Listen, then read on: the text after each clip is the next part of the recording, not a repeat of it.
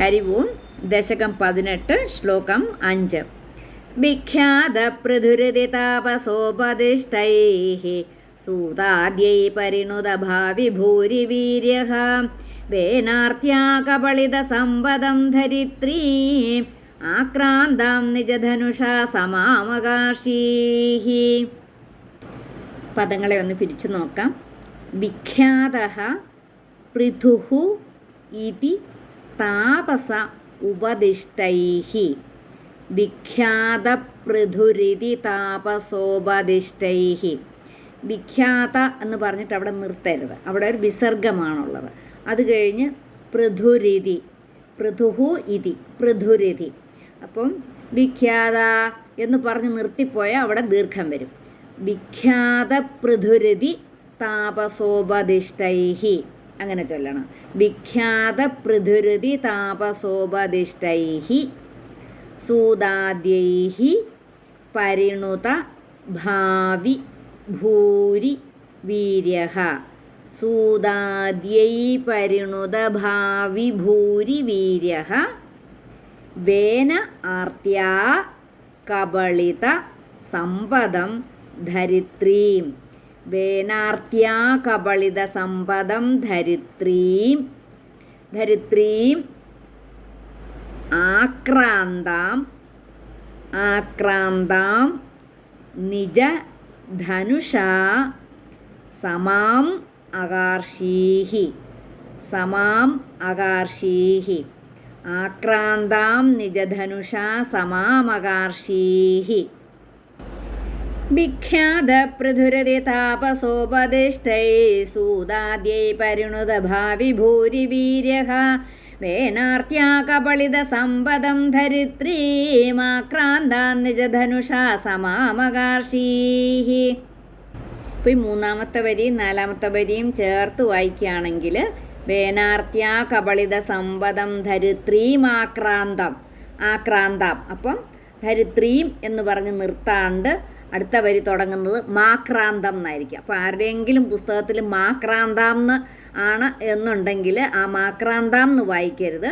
വേനാർത്യാ കബളിത സമ്പദം ധരിത്രീമാക്രാന്താം, ധരിത്രീമാക്രാന്താം, ധരിത്രീമാക്രാന്താം നിജധനുഷാ സമാമകാർഷീഃ.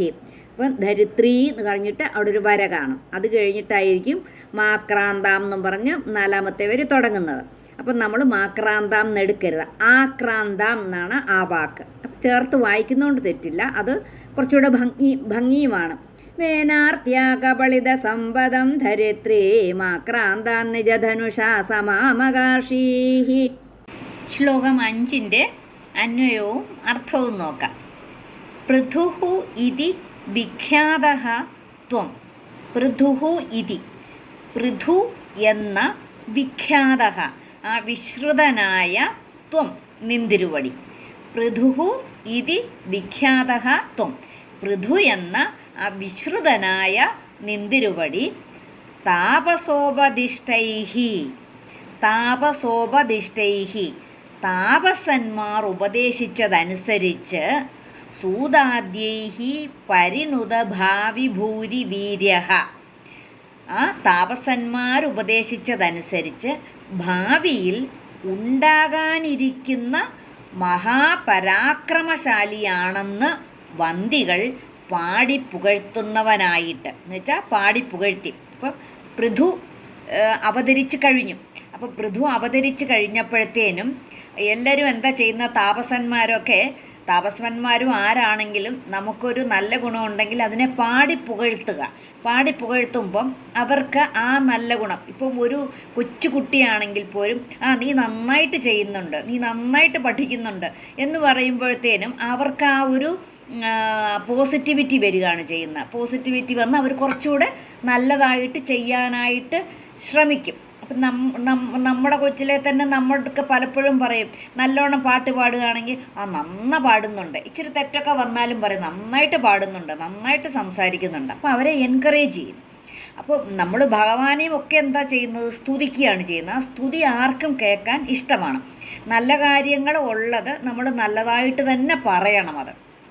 അതാരോടും നമ്മളൊരു പിശുക്ക് വിചാരിക്കരുതെന്നാണ് പറയുന്നത്. ഒരാളിൽ ഒരു നല്ല കഴിവുണ്ടെങ്കിൽ അതിനെ നമ്മൾ ആ കഴിവ് ഉള്ളതിനെ പ്രചോദനം കൊടുക്കണം. ആ പ്രചോദനം കൊടുത്താൽ ആ കഴിവ് കൂടുതൽ കൂടുതൽ വർദ്ധിക്കും. അപ്പോൾ അതിന് വേണ്ടി നമ്മൾ ഒരിക്കലും പിശുക്ക് കാണിക്കരുതെന്നാണ് പറയുന്നത്. അതുകൊണ്ടാണ് ശരിക്കും പൃഥുവിന് ഈ കഴിവുകളെല്ലാം ഉണ്ട്, ഭഗവാൻ തന്നെയായിട്ടാണ് ജനിച്ചിരിക്കുന്നത്.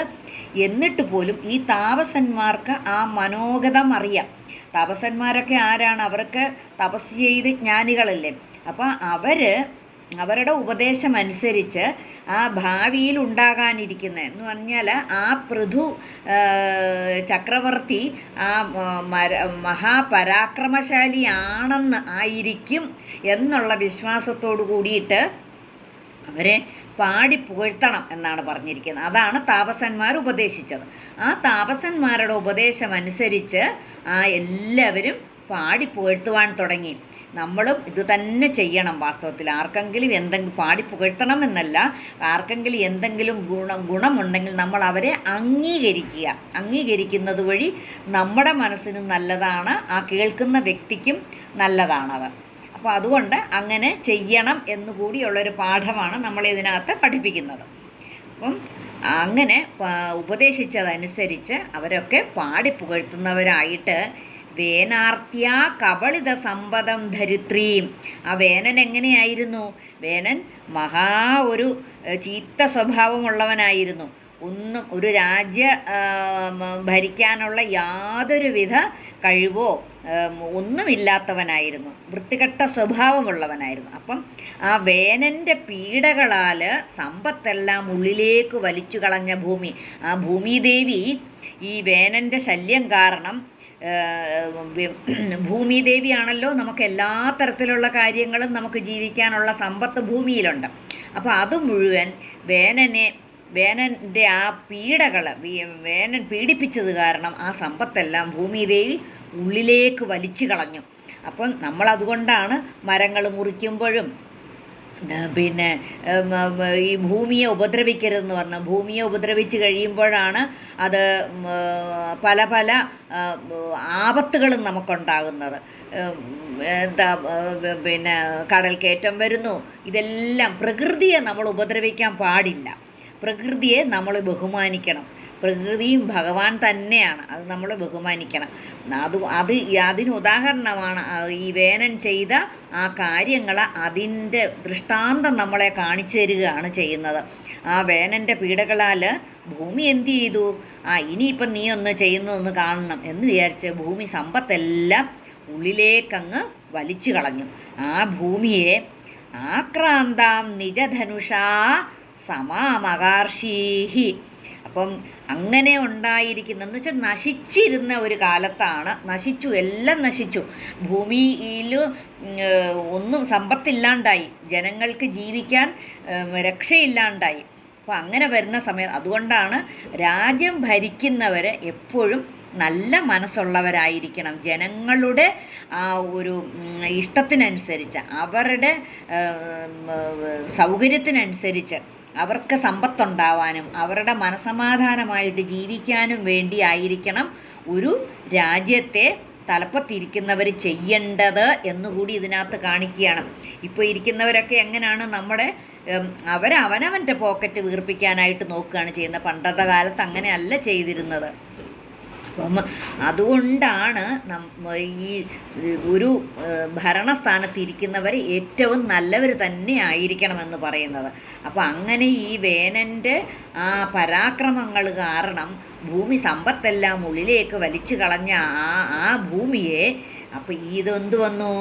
ഈ പൃഥുവിൻ്റെ അവതാരത്തോടുകൂടി പൃഥു എന്ത് ചെയ്തു?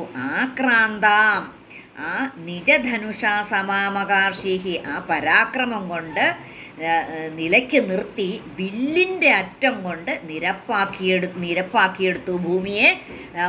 പൊങ്ങിയിരുന്നിടവും താണിരുന്നിടവും എന്നുള്ളതല്ല ഉദ്ദേശിക്കുന്നത്.